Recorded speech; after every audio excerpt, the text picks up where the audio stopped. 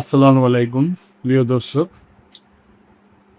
আপনারা জানেন যে প্রতি বছরই ঈদ আসলেই একটা যানজট হয় ঢাকার অভিমুখে আসার জন্য যে পয়েন্টগুলো আছে, তো এরকম গাবতলীতেও হয়। এই জন্য গাবতলীতে নতুন সড়কের উদ্ভাবন করছে আর কি। গাবতলীতে যানজট কমাতে নতুন সড়ক উদ্ভাবন। আসন্ন ঈদুল আজহার ঘরমুখী মানুষের যাত্রা নির্বিঘ্ন করতে গাবতলী বাস টার্মিনাল এলাকায় নতুন একটি সংযোগ সড়ক চালু করা হয়েছে।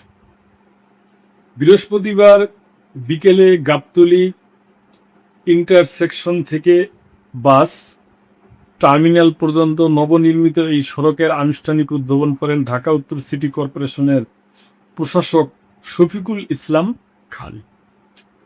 উদ্বোধন শেষে ডিএনসিসি প্রশাসক জানান, প্রতি বছর ঈদের সময় গাবতলী এলাকায় তীব্র যানজটের কারণে যাত্রী ও পরিবহন চালকদের চরম ভোগান্তি পোহাতে হয়।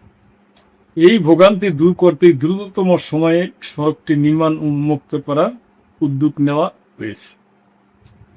তিনি আরও বলেন, নতুন এই সংযোগ সড়কটি চালু হওয়ার ফলে দূরপাল্লার বাসগুলো এখন আগের চেয়ে অনেক দ্রুত ও সহজে টার্মিনালে প্রবেশ করতে এবং বের হতে পারে।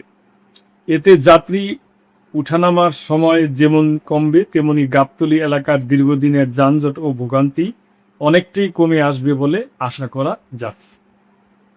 আসন্ন ঈদে ঘরমুখী মানুষের যাতায়াত আরও স্বস্তিদায়ক করতে এবং টার্মিনাল কেন্দ্রিক ট্রাফিক ব্যবস্থা নিয়ন্ত্রণে রাখতে ঢাকা উত্তর সিটি কর্পোরেশনের ঢাকা মেট্রোপলিটন পুলিশের ট্রাফিক বিভাগের সঙ্গে সমন্বয় করে কাজ করছে বলে জানান প্রশাসক শফিকুল ইসলাম খান।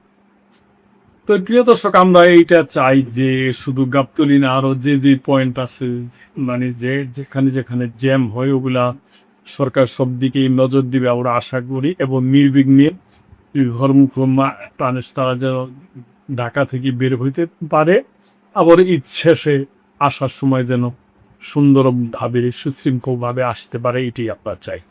তো প্রিয় দর্শক, এ ব্যাপারে আপনাদের কোনো মন্তব্য থাকলে অবশ্যই করবেন এবং লাইক কমেন্ট শেয়ার করে চ্যানেলটির পাশেই থাকবেন। আল্লাহ হাফেজ।